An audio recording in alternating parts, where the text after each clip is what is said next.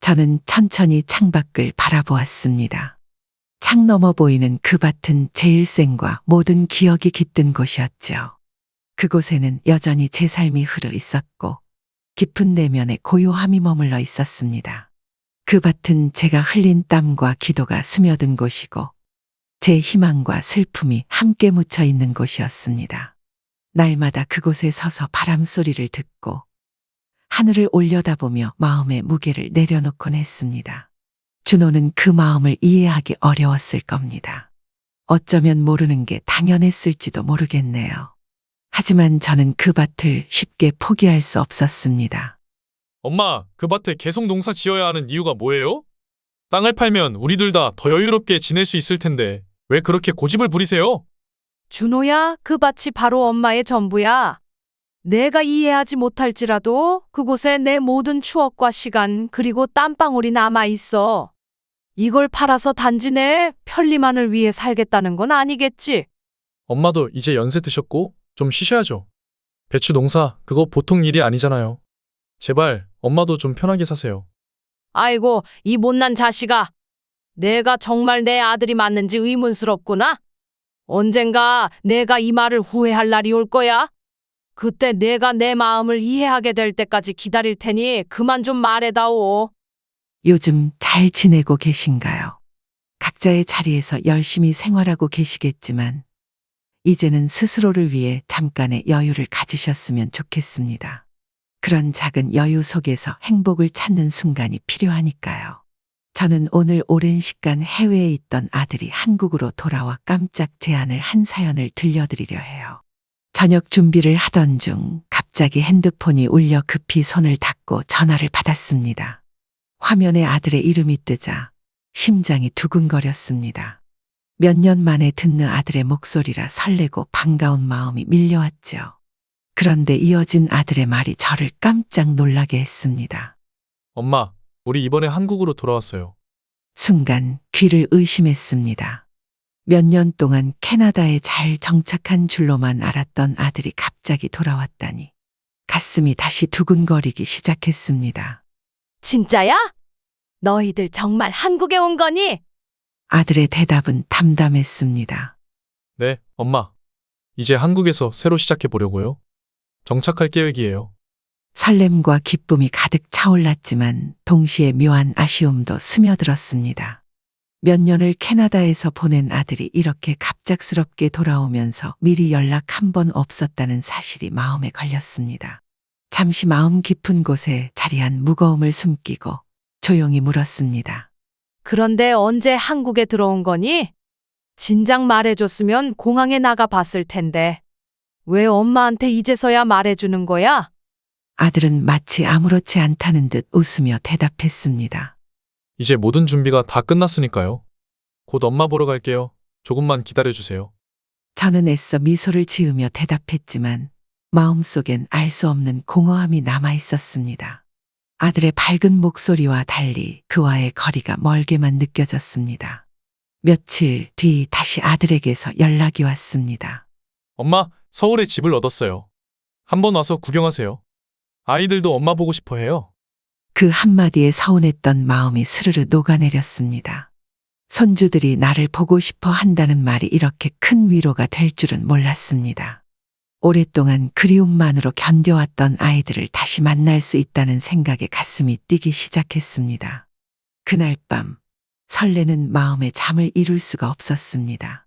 손주들이 얼마나 자랐을지, 나를 보고 얼마나 기뻐할지를 생각하니 기대감이 가득 차올랐습니다. 그동안 사진과 소식으로만 아이들의 성장을 짐작했지만 이제 직접 만날 수 있다는 사실이 꿈만 같았습니다. 첫째는 이제 사춘기가 시작될 나이일 텐데 그동안 얼마나 많이 변했을지 궁금했고 둘째도 훌쩍 자랐을 거라는 생각에 마음이 설렜습니다. 아이들이 나를 기억할지 할머니를 보고 반가워해 줄지 걱정도 되었지만 그보다 더 큰 건 다시 만날 수 있다는 기대감이었습니다. 며칠 뒤 저는 아들이 보내준 주소를 따라 서울로 향했습니다. 버스를 타고 낯선 지하철을 갈아타며 마음이 한시도 편치 않았습니다. 익숙하지 않은 길을 가는 동안 혹시라도 길을 잃지 않을까 걱정이 되었고 좁고 번화한 도시의 거리로 들어서자 모든 것이 낯설게 느껴졌습니다. 복잡하게 오가는 사람들과 빽빽이 들어선 건물들. 이곳이 이제 아들과 손주들이 사는 곳이라니 어딘가 신기하기도 하고 조금 어색하기도 했습니다. 마침내 아들의 집 앞에 도착했을 때 문이 열리며 아들의 얼굴이 보였습니다. 엄마, 오랜만이에요. 아들의 환한 웃음을 보자 마음속에 남아있던 모든 서운함이 눈 녹듯 사라졌습니다. 이 먼 길을 온 것이 정말 잘한 선택이라는 생각이 들었습니다. 먼 길 오시느라 고생하셨어요. 오늘은 엄마를 위해 제가 저녁 준비했어요. 그래도 되겠니? 내가 이런 말 해주니 참 기분이 묘하구나. 이때 며느리가 주방에서 나오며 미소 지었습니다. 어머님, 정말 오랜만이에요. 그동안 잘 지내셨어요? 저희가 더 일찍 연락드렸어야 했는데. 죄송해요. 아이고, 괜찮아. 너희가 이렇게 건강하게 돌아와 준 것만으로도 충분히 고맙지. 앞으로는 어머님이 자주 오실 수 있도록 저희도 잘 준비할게요. 그리고 오늘은 저도 어머님께 맛있는 거 대접해드리고 싶어요. 그런데 반갑게 맞이하는 아들과 며느리와는 달리 오랫동안 그리워했던 손주들은 그 앞에 서 있었지만 아이들의 반응은 예상과는 달랐습니다. 아들이 먼저 민수에게 말을 걸었습니다. 민수야, 할머니 오셨잖니? 인사해야지. 민수는 시큰둥하게 저를 쳐다보더니 고개를 살짝 끄덕였습니다. 안녕하세요. 그 한마디를 남기고는 곧바로 핸드폰으로 시선을 돌렸습니다. 둘째 은지는 그나마 다가와 인사를 건넸지만 그조차도 조금 어색해 보였습니다. 손주들이 남긴 어색한 공기가 사라지지 않아 순간 무엇을 해야 할지 몰랐습니다. 아이들이 좀 낯을 가리는 편이라 그래요. 시간이 지나면 금방 친해질 거예요. 그래, 당연히 그러겠지. 나도 애들이 많이 컸다는 걸 생각 못 했나 봐. 아직도 어릴 때 모습만 생각했나 보다. 그때 아들은 미소를 지으며 손주들과 며느리를 바라보다가 조심스레 말을 꺼냈습니다. 엄마, 사실 여기서 정착하려고요. 새로운 직장도 구하고 가족들과 가까이 지내고 싶어서예요. 그랬구나. 캐나다에서 자리 잡은 줄만 알았는데. 무슨 일이 있었던 거니? 저희가 캐나다에서 지내면서도 어머님 생각 정말 많이 했어요. 이제는 한국에서 함께 지내고 싶어요. 아이들도 할머니와 더 많은 시간을 보내면서 자랐으면 좋겠고요. 이렇게 말해주니 너무 고맙고 기쁘구나. 그간 고생 많았지? 앞으로 우리 함께 좋은 시간 보내자. 엄마가 이렇게 좋아하실 줄 알았어요. 애들아, 자, 이제 할머니와 맛있는 저녁 먹자. 어머님, 좋아하시는 반찬도 많이 준비했어요. 이제 어머님께 제대로 효도를 해보려고요. 저녁 식사 자리에서 그동안 나누지 못했던 이야기들이 끊임없이 오갔습니다. 오랜만에 만난 만큼 서로의 안부와 지나온 시간들에 대해 이야기를 나누다 보니 시간이 어떻게 흘러가는지도 잊을 정도였습니다. 그런데 손주들은 식사를 다 끝내지도 않은 채 자리를 떠났습니다. 식사가 끝난 후 손주들과 조금이라도 가까워지고 싶은 마음에 조심스레 다가갔습니다. 첫째 민수에게 말을 걸었습니다. 민수야, 할머니랑 잠깐 얘기할 수 있을까? 오랜만에 만났으니까 할머니랑 조금 이야기하자. 민수는 잠시 제 얼굴을 바라보더니 핸드폰에 눈을 돌리며 대답했습니다. 저 지금 친구 답장을 해야 해서요. 좀 이따 이야기하면 안 될까요? 순간 당황스러웠지만 아이가 불편해할까 싶어 저는 애써 미소 지으며 고개를 끄덕였습니다. 그래, 그럼 친구랑 이야기하고 오렴. 할머니는 여기 있으니까. 민수는 잠깐 고개를 숙이며 미안한 듯 웃더니 곧바로 방으로 들어가 버렸습니다. 민수가 방으로 들어가는 뒷모습을 바라보며 옛 생각에 잠겼습니다. 어릴 때는 제품에 안겨 울고 웃으며 할머니 곁을 떠나지 않던 아이였는데 지금은 그 아이가 저와 이렇게 어색하게 느껴질 줄은 정말 몰랐습니다. 저는 둘째 은지에게 다가가 보았습니다. 은지는 TV 앞에 앉아 만화에 푹 빠져 있었죠. 천진난만한 얼굴로 화면을 바라보는 은지의 옆에 앉아 살며시 말을 걸어보았습니다. 은지야, 이거 재밌어? 무슨 만화야? 은지는 제 쪽을 잠깐 쳐다보더니 고개를 끄덕이며 짧게 대답했습니다. 그렇지만 눈은 여전히 TV 화면에 고정되어 있었고 대화를 이어갈 생각이 없는 듯 보였습니다. 할머니도 이 만화 같이 봐도 될까? 그러자 은지는 그 전에 하고 대답했을 뿐 다시 만화에만 집중하며 아무런 반응도 보이지 않았습니다. 그 순간 손주와 함께 있지만 마치 혼자 있는 듯한 묘한 쓸쓸함이 밀려왔습니다. 그날 밤 우연히 아들과 며느리의 대화를 듣게 되었습니다. 부엌 쪽에서 작은 목소리로 이야기를 나누는 두 사람의 목소리가 들려왔습니다. 여보, 민수랑 은지를 같은 방에 재우고 어머님께 은지 방을 내어 드리는 게 어떨까? 엄마가 먼 길 오셨는데 거실에서 주무시는 건 좀. 여보, 나도 그 마음은 이해해. 하지만 아이들도 지금 한국에 온 지 얼마 안 돼서 많이 힘들어하고 있잖아. 익숙하지 않은 환경에 적응하는 것도 벅찬데 잠자리까지 바꾸면 아이들이 더 불편해할 거야. 잠시 침묵이 흐르더니 아들이 다시 낮은 목소리로 답했습니다. 알겠어. 그럼 어쩔 수 없지. 엄마가 이해해 주실 거야. 아들은 거실로 나와 조심스럽게 이불을 깔아주며 말을 꺼냈습니다. 엄마, 여기서 주무세요. 방이 좀 좁아서. 괜찮으시겠죠? 저는 아들에게 미소를 지으며 대답했습니다. 그래, 괜찮다. 어딘들 내 곁에 있는 것만으로도 괜찮지. 그러나 마음 한켠에는 여전히 어딘가 외로움이 남아 있었습니다. 가족과 가까이 있으면서도 어쩐지 혼자인 듯한 밤이었죠. 그래도 저는 마음을 다잡고 곁에 있는 것만으로도 감사하자고 스스로를 다독이며 이불을 덮었습니다. 아침이 밝자 저는 아들이 어릴 적 좋아했던 무말랭이 무침과 들깨 호박볶음을 정성스럽게 만들어 식탁에 올렸습니다. 아들이 어릴 적 그 맛을 떠올리고 기뻐해 주기를 바라는 마음이었죠. 준호야, 이거 내가 어릴 때 좋아하던 무말랭이랑 호박볶음이야. 한번 먹어봐. 아들은 잠시 음식을 힐끗 보더니 고개를 저었습니다. 엄마, 요즘은 이런 거 잘 안 먹어요. 그냥 간단하게 먹는 게 편해요. 아들의 말에 마음이 내려앉은 채로 아침 식사를 마무리했습니다. 어릴 적 좋아했던 음식을 기쁘게 먹어주기를 바랐지만 아들은 젓가락조차 들지 않고 바쁘게 일어섰습니다. 서운한 마음을 감추고 있는데 아들이 잠시 머뭇거리며 말을 꺼냈습니다. 엄마, 혹시 언제쯤 다시 시골로 내려가세요? 아직 일정은 정해둔 게 없다.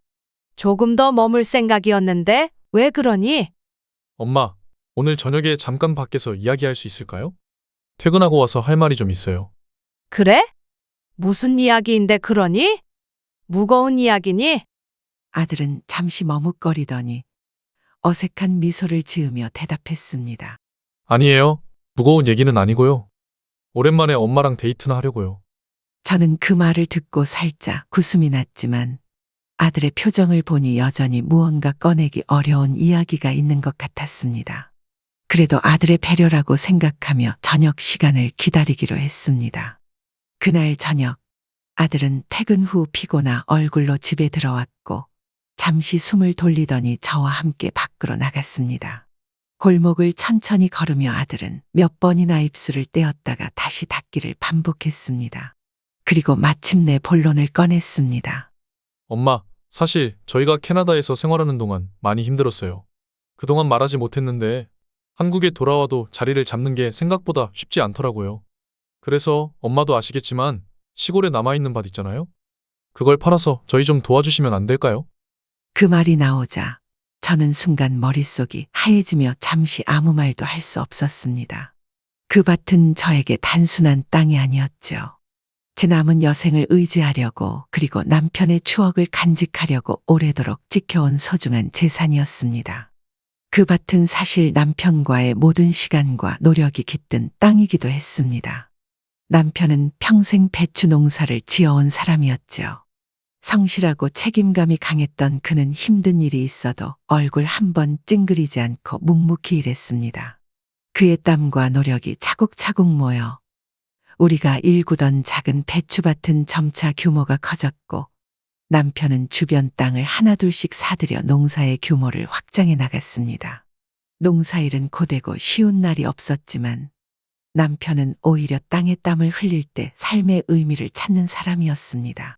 농사로 번 돈으로 우리는 아들을 유학까지 보낼 수 있었습니다. 남편은 아들의 장래를 위해서라면 아끼지 않고 지원하겠다고 늘 말하곤 했습니다.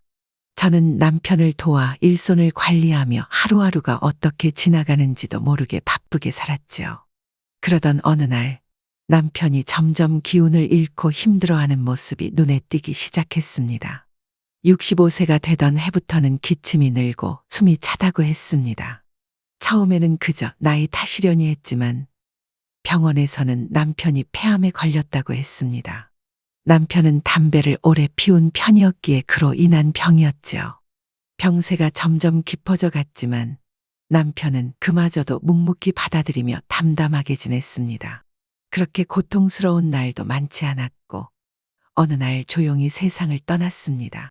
그렇게 조용히 숨을 거둔 그의 모습이 떠오르며 가슴이 먹먹해졌습니다. 그 이후로 저는 그 밭을 혼자 지켜오며 남편과의 추억을 간직해 왔습니다. 남편의 땀과 희망 그리고 우리가 함께 이뤄낸 모든 것이 담긴 땅이었기에 쉽게 포기할 수 없었습니다. 몇 년 전 일이었습니다. 아들이 캐나다로 떠난 뒤 오랫동안 조용히 지내다 어느 날 갑작스럽게 연락이 왔습니다. 그때 아들의 다급한 목소리가 아직도 귀에 생생합니다. 손주들을 위해 유학비가 필요하다며 경제적으로 어려움을 겪고 있다고 도움을 청하던 아들이었죠. 아들의 간절한 부탁을 들으면서 저는 망설임 없이 밭의 일부를 팔기로 했습니다. 제게는 소중한 땅이었지만 손주들의 미래를 위해서라면 그 정도는 기꺼이 내어줄 수 있다고 생각했습니다.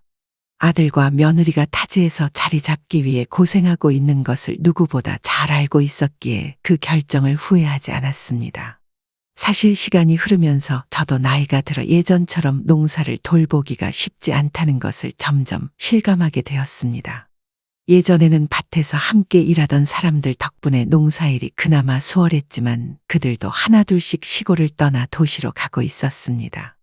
이제 남아있는 일손은 대부분 외국인 노동자들이었는데 그들과 의사소통을 하며 일을 관리하는 것도 만만치 않은 일이었죠. 마침 서울에 있는 부동산 업자에게 연락이 왔습니다. 그 업자는 시골 밭을 매입해 다른 용도로 개발할 계획이 있다고 했습니다. 이참에 남은 땅의 규모도 줄이고 제 여생을 준비하는 게 좋겠다고 생각했습니다. 밭의 절반 이상을 팔고 그 돈으로 약 2억 원을 아들에게 증여했습니다. 남은 돈은 제 여생을 위해 적금을 들어두었죠. 그렇게 마음의 준비를 하고 나니 한결 마음이 가벼워졌습니다. 엄마, 정말 너무 감사해요. 엄마 덕분에 저희도 이제 조금 숨통이 트일 것 같아요. 이렇게 큰 돈을 주시다니 어떻게 보답해야 할지 모르겠어요. 내가 너를 도울 수 있어서 다행이지 뭐. 너희가 타지에서 자리 잡느라 고생한 걸 알기에 기꺼이 결정한 거야. 자식 잘 되는 게 부모에게 가장 큰 보답이지. 아들은 여러 번 고맙다는 인사를 건네며 앞으로는 저를 걱정시키지 않겠다고 다짐하듯 말했습니다. 그런데 이제 와서 다시 밭을 팔라니 도무지 이해가 되지 않았습니다. 그동안 무슨 일이 있었던 거니? 증여했던 돈이 꽤 되었는데 그 큰 돈이 순식간에 다 없어질 정도로 무슨 일이 있었던 거야? 사실 제가 캐나다에 있을 때 다니던 IT 서비스 회사에서 정리해고를 당했어요. 회사가 경영 문제로 어려워지면서 어쩔 수 없게 됐죠. 일자리를 잃고 나니 생활이 훨씬 더 힘들어졌어요. 거기다 캐나다 물가도 워낙 비싸고 병원비는 더해서 엄마한테 또 부담드리고 싶지 않았어요. 하지만 이제 한국에 돌아왔으니까 새로 시작할 수 있을 거라고 생각해요. 그래서 부탁드리는 거예요. 그 밭을 조금이라도 더 팔 수 있다면 저희가 다시 자리 잡는데 정말 큰 도움이 될 거예요. 저는 그저 무겁게 고개를 숙였습니다. 소중한 땅을 또 내놓는 일은 결코 쉬운 결정이 아니었습니다. 그러나 아들의 처지를 보니 마음이 복잡해졌습니다. 아들의 간절한 눈빛 속에서 이번에도 그를 위해 희생해야 하는지 스스로에게 묻고 또 묻지 않을 수 없었습니다. 잠시 깊은 침묵이 흐른 뒤 저는 무겁게 고개를 끄덕이며 아들을 향해 작게 대답했습니다. 그래, 알아보마. 그렇게 아들과의 대화를 마치고 천천히 집으로 돌아오는 길, 머릿속에는 온갖 생각이 떠올랐습니다. 밭을 또 팔아버리면 앞으로 농사로 얻는 고정 수입이 없어지게 될 텐데 그럼 남은 여생을 어떻게 살아가야 할까 하는 걱정이 앞섰습니다. 비록 적금을 들어두긴 했지만 그것만으로는 여생을 버티기에 충분하지 않았습니다. 내가 이 땅마저 내어준다면 정말 의지할 곳이 남아있을까? 발걸음은 무거워졌고 마음 한편에 쓸쓸함이 스며들었습니다. 늦은 밤, 저는 거실에서 잠을 청하고 있는데 아들과 며느리의 대화가 들리기 시작했습니다. 여보, 어머니랑 얘기는 잘 된 거야? 이번에 목돈이 들어오면 이번엔 내가 돈을 관리할 거야. 뭐라고? 당신이 왜 그렇게 갑자기 돈 관리를 하겠다는 거야? 여보, 솔직히 말해서 이번 상황 이렇게 된 건 당신이 주식 투자에서 판단을 잘못했기 때문이잖아. 당신이 그렇게 손해본 뒤로 얼마나 힘들었는지 생각해봐. 그래서 이번에는 내가 관리할 거야. 난 당신처럼 불확실한 데에 투자하지 않아. 하지만 수소 투자는 이제 막 시작이야. 조금만 더 기다리면 성장할 거라니까 왜 그걸 이해를 못해?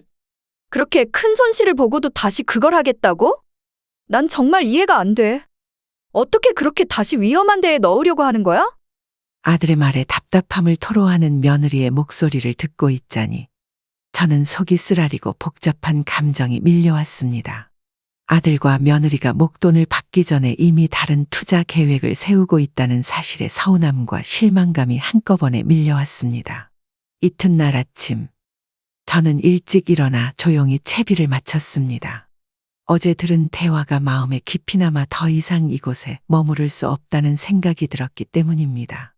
이른 새벽이라 모두가 잠들어 있었기에 저는 아들 가족을 깨우지 않기로 했습니다. 현관을 나서며 조용히 문을 닫고 한 걸음 한 걸음 집을 벗어났습니다. 멀어지는 집을 뒤로 하고 발걸음을 재촉하며 마음을 다잡았습니다. 기차역 대합실에 앉아 아침으로 김밥을 한 입 베어 물고 있을 때 아들에게서 전화가 걸려왔습니다. 엄마, 어디 가셨어요? 아침에 보니까 집에 안 계시던데 무슨 일 있으신 거예요? 아이고, 농사일이 그렇지 않니? 매일 돌봐야 하는데 내가 너무 오래 서울에 있어서 마음이 놓이지 않더구나. 밭도 챙길 겸 좀 일찍 내려가야겠다 싶었지. 엄마, 그냥 말씀해 주시지. 저희가 모셔다 드릴 수도 있었잖아요. 괜찮다. 엄마 혼자 가도 돼. 너희도 이제 자리 잡으려면 바쁘잖니. 엄마는 그저 너희가 잘 지내기만 하면 돼. 아들의 목소리에 마음이 약해질 뻔했지만 저는 다시 조용히 김밥을 베어 물었습니다. 집으로 돌아온 다음 날, 저는 아침 일찍 은행에 들렀습니다. 적금을 해지해 3천만 원을 아들에게 송금해 주기로 마음먹었죠. 아무리 생각해도 그 땅만은 절대 팔 수 없다는 결론에 도달한 후 내린 결정이었습니다. 송금을 마치고 아들에게 전화를 걸었습니다. 준호야, 엄마가 적금 해지해서 3천만 원 보냈다. 고마워요, 엄마. 그런데 땅은 언제 파실 건데요? 준호야, 그 땅은 엄마가 죽을 때까지 팔지 않을 거다. 그건 더 이상 물어보지 말아다오. 엄마, 그날은 생각해 본다고 하셨잖아요. 지금 와서 딴 말 하시면 어떡해요? 준호야, 엄마도 주변 사람들 의견을 들어보고 신중하게 결정한 일이야. 요즘 유튜브에서 사연을 들어보면 자식에게 재산을 너무 빨리 내어줬다가 생활고에 시달리는 부모들이 꽤 많더구나. 엄마도 그런 이야기를 들으면서 많이 생각해봤어.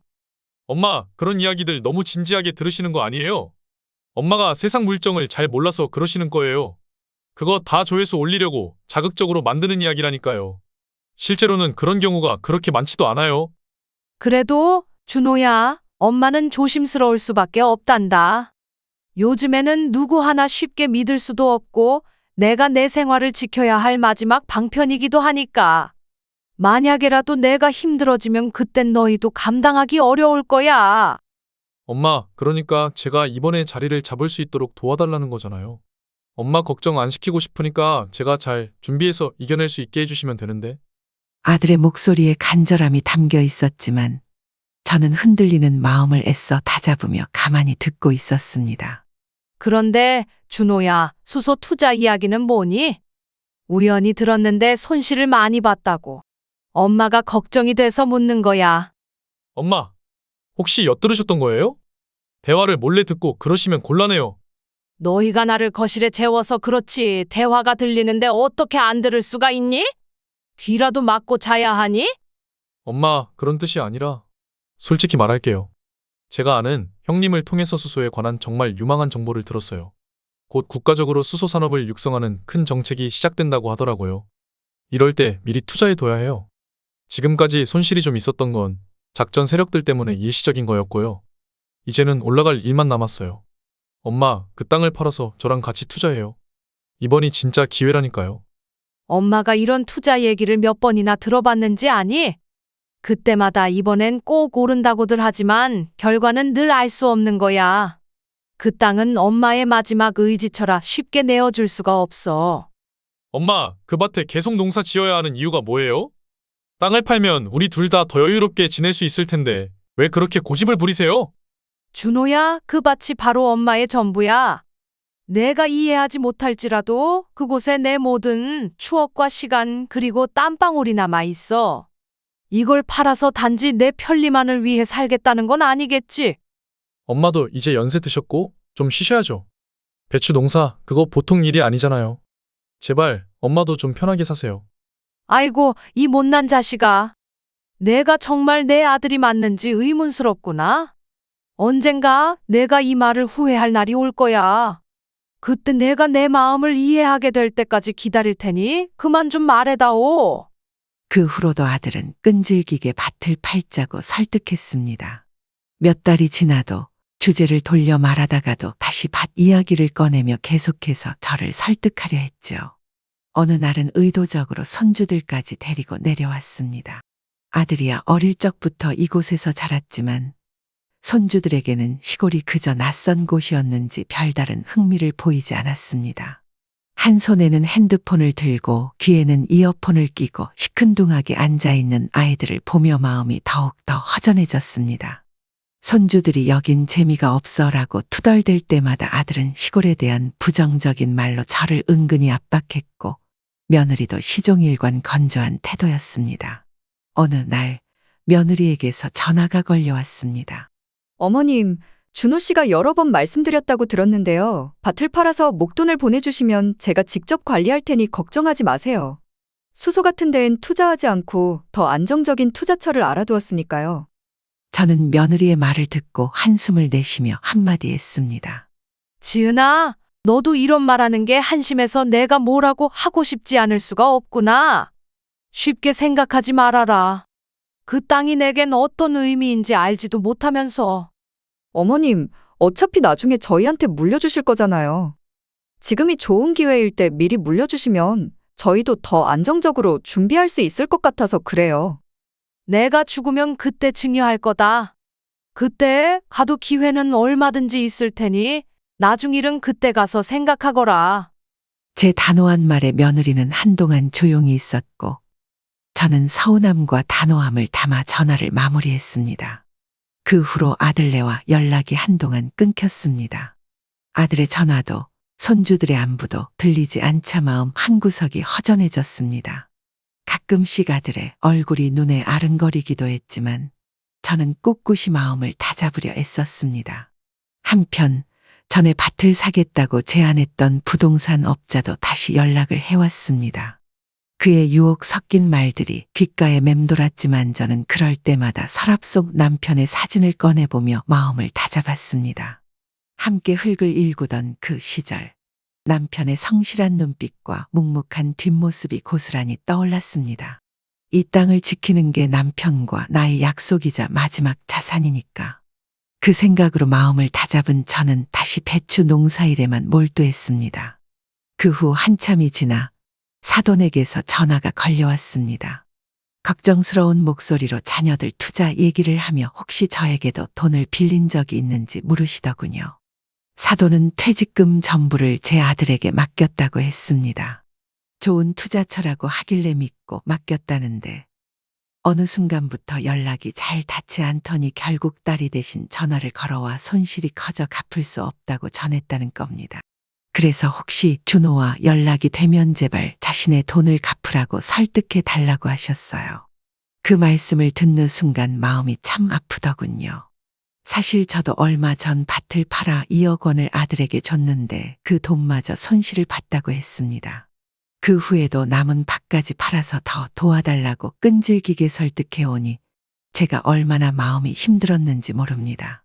제가 조심스레 그 얘기를 드리니 사돈께서 아이고 그러셨군요 하며 저에게 건강을 챙기라는 말로 통화를 마무리하셨어요. 요즘 같은 투자 열풍 속에서 자식들은 도대체 무슨 생각으로 이렇게 위험한 결정을 하는 걸까요? 제가 세상 물정을 잘 몰라서 자식들의 마음을 헤아리지 못하는 걸까요?